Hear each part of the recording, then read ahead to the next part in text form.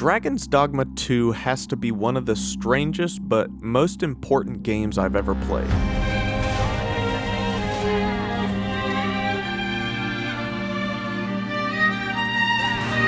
Before I start, I'm splitting this video up into a few sections, which you can find timestamps for in the description.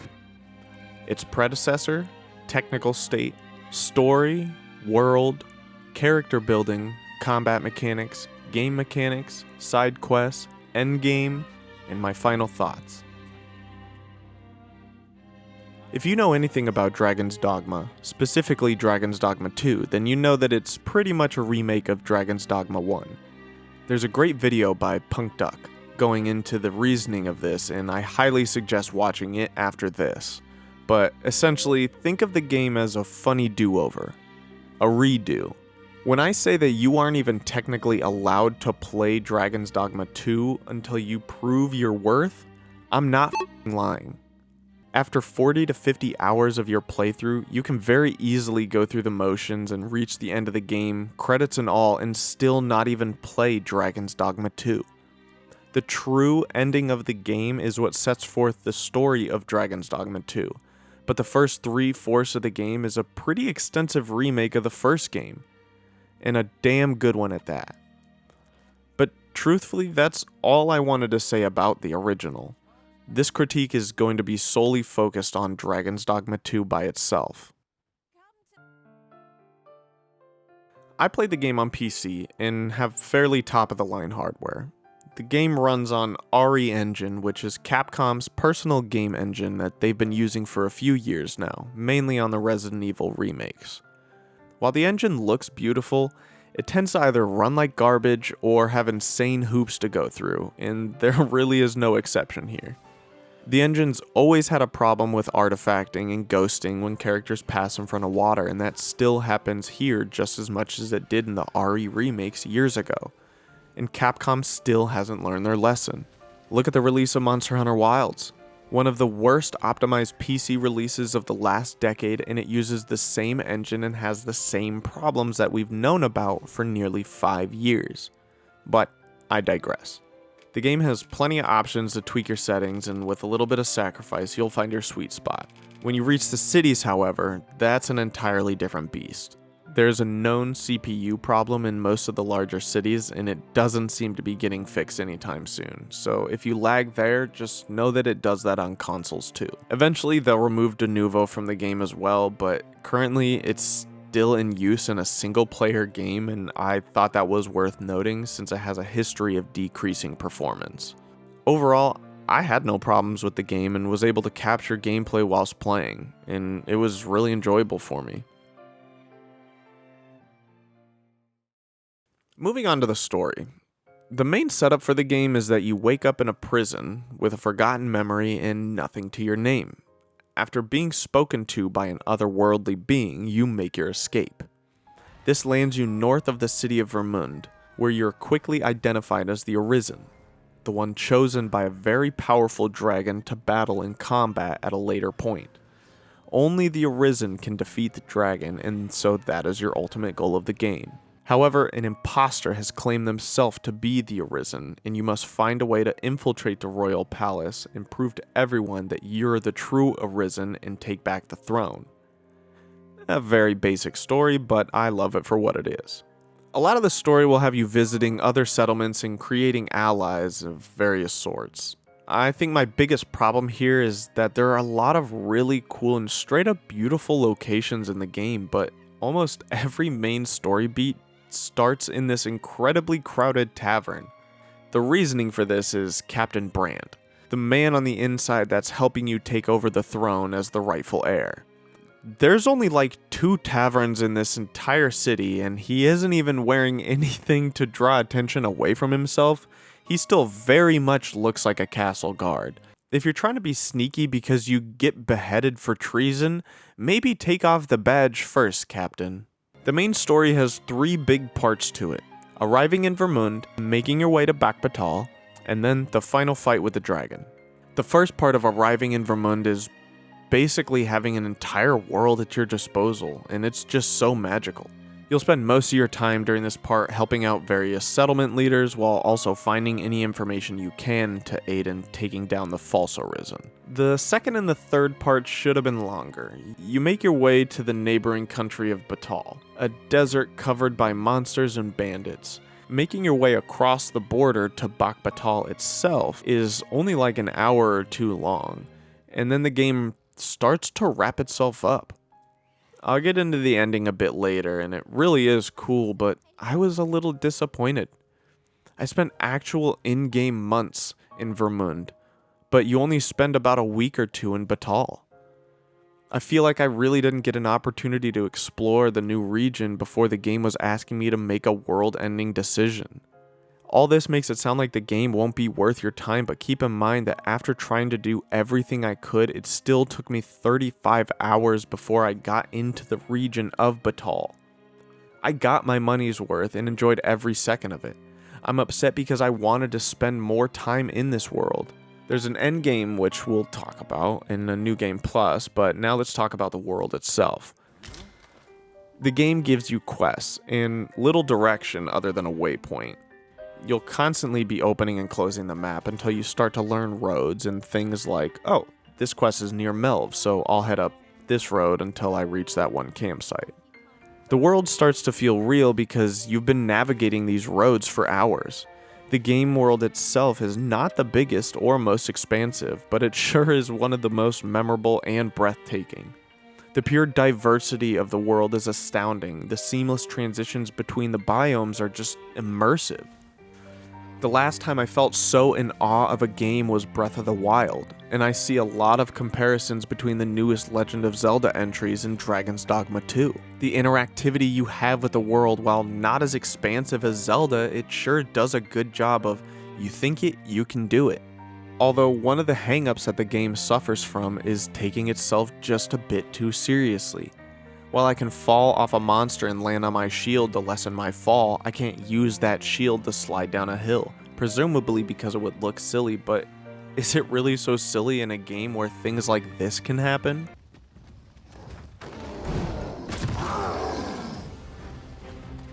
You need him to command me at every turn. I know what to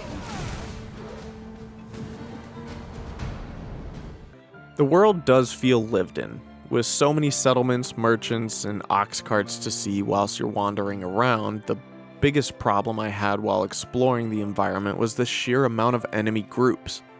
Don't get me wrong, I love the combat in this game, but it just doesn't make sense sometimes.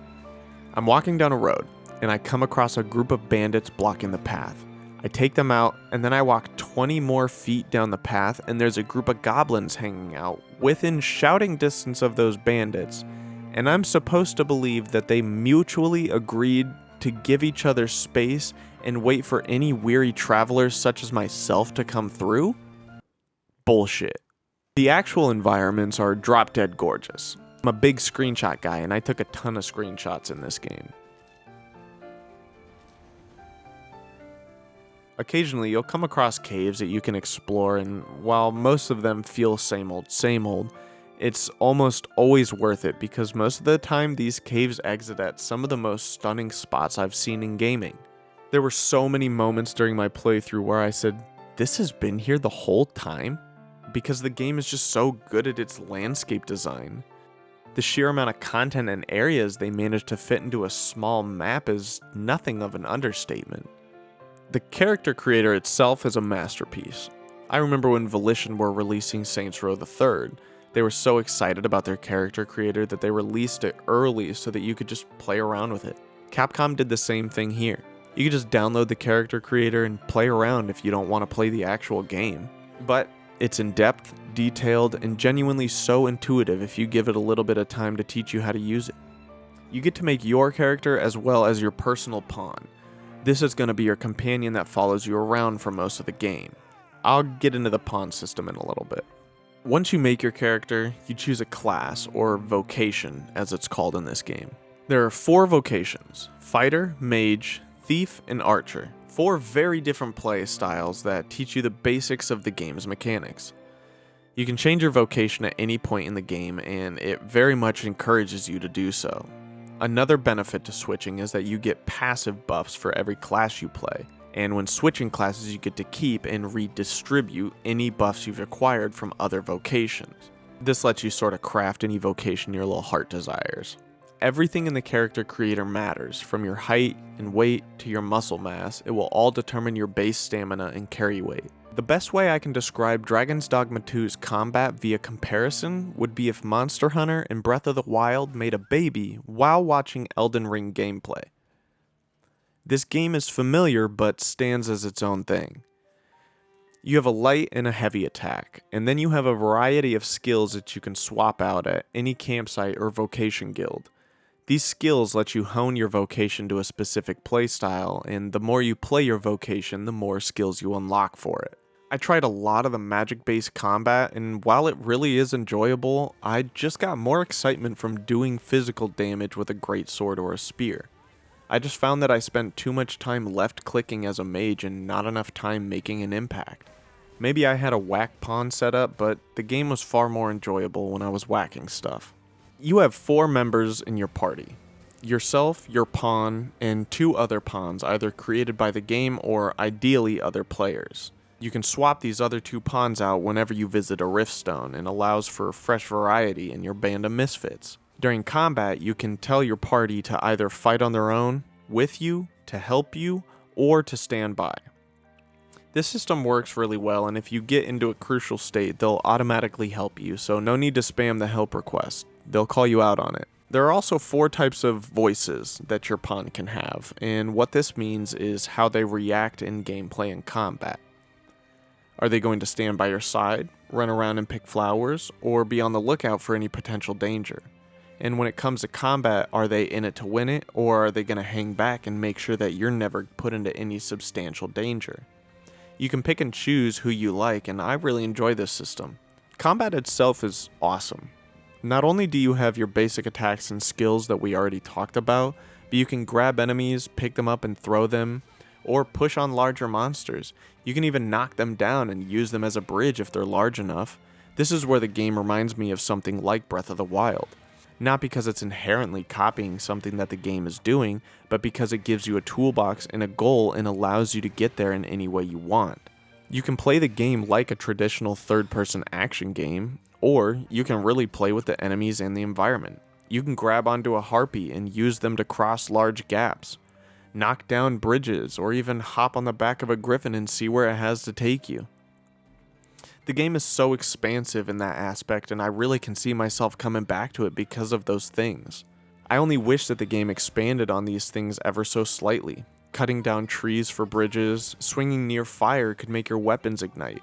Things like this are all mechanics that I kind of expected from a more detailed game like this. I believe this is where Dragon's Dogma 2's flaws really start to come to light. I believe that Hideaki Itsuno, the game's director, despite having a second go at the story he's trying to tell, I'm still not quite certain that he's been able to tell it. Like I said, the game feels rushed near the end, but there are more flaws than that. The story of Dragon's Dogma is awesome, and the world they've built for this series is truly impressive. But the game can't quite decide whether it wants to tell you things or be more vague like something akin to Elden Ring. It wants to be so dark and gothic in its style and overall story, but the characters are also inviting. Then the game tries to explain things and add to this vagueness, and it turns out less like a puzzle piece that you have to solve and more like an unsophisticated answer. I loved the idea of the Oracle, which is an NPC that you can talk to at any point if you feel stuck in a quest, and she'll give you a hint as to where to go. Well, as exciting as this sounds, it's less of a hint and more of a, hey, just go talk to this person. They could have made it a lot more interesting by simply changing it to something like, in the town of Melv, look for a warrior drenched in fur. Or something that would have made the player interact with the world rather than me just typing into Google, where do I find Leonard? To me, that's just kind of where the game falls flat, unfortunately. I get so invested into this world and its storytelling, but the storytelling goes from dramatic and deep to incredibly shallow and almost dumbed down, whether for time or budget constraints, who knows.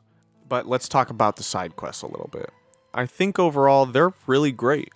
With the ability for quests to fail if things go wrong or someone dies, that's nice and all, but there really are no consequences. Take for instance this elf Glindward. The first time you meet him, he asks you to purchase him a human bow, and upon doing so after this quest, he leads you to the elvish community known as the Sacred Arbor. Upon completing his questline, every once in a while he'll show up at your home and ask you to go on a jaunt with him. In my first playthrough through one of these jaunts, he had an unfortunate death. This actually devastated me, as I began to enjoy our silent walks through the forest together. But it seemed like no one else in the game world had even reacted to his death. And before you lowlifes ask, yes, I checked the morgue for our friend. Every single morgue. With his body now properly vaporized out of the game world and genuine hours of me wandering around looking for him being wasted, I was a little hurt when he just spawns back to life in the unmoored world. Almost as if my feelings and time had been wasted by caring about what happens to any NPCs in this game. That kind of leads nicely into talking about the unmoored world, and the endgame specifically. As stated earlier, the game has a few possible endings, with a few of those being, you slay the dragon and become the king, or you walk away and let the dragon continue tormenting the world. There is one more option, however. Backtracking a bit, you do a quest a few hours before this where you acquire the God's Bane Blade, a sword capable of killing a dragon. You are tasked with delivering this weapon to Phasis. This plan does not go so well, and the dragon gives you a choice. I offer thee a choice. Grant unto me this life in my claws, and be gone from this place. Or stand and fight. Either walk away and have your most beloved NPC be sacrificed in your place, or fight the dragon. If you do choose to fight, you are thrust upon the air and must scale the dragon's back, and once you reach its heart, you can use the empowered Godsbane blade and sacrifice not only yourself, but the dragon as well. This is the true ending of Dragon's Dogma 1 and the catalyst for Dragon's Dogma 2.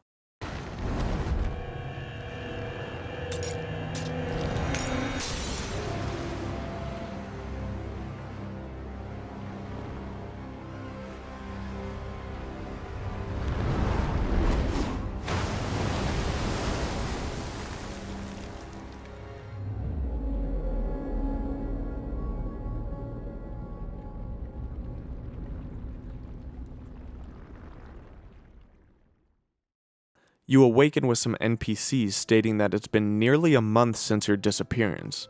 The world is in ruin and covered in red. The water is gone and enemies are stronger than ever. Essentially, you're tasked with going to all the villages and settlements you've encountered in the game and bringing them to one central location to stop this blight from taking over the world, and you only have 12 days to do so. Let's talk about that. Mechanically, this is awesome. You have 12 in-game days to save the world. If you rest or get lost, that eats up your time. You're required to do things quickly, and the game gives you fairy stones to allow for plenty of teleportation, but in practice, this didn't work as well as I would have liked. This section was so incredibly rushed that you can complete the entire unmoored world in one sitting if you wanted to. For starters, most of the settlements that you try to save just pretend like nothing's happening. They don't even seem to care that it's the end of the world, and it really pulls the player out of the game. I rushed to several towns to tell their leaders of nearby refuge only for them to simply not care. Then, there are beams of red light, and to stop those, you must defeat very powerful bosses. I really liked these, and it was one of the highlights of the game for me. However, I remember when I started in the unmoored world, I saw dozens of these lights. But I'm almost certain in both playthroughs that I only completed 3 to 4 before they all disappeared. Upon going to the final red spire and activating the Godsbane blade to initiate the final boss fight of the game, you are greeted with, not a boss. That's just the end of the game. You get a cutscene explaining how your pawn is breaking out of the pawn state and becoming their own free-thinking person, you defeat the dragon, and then it's over. All of this build-up and you don't even get to play the last fight.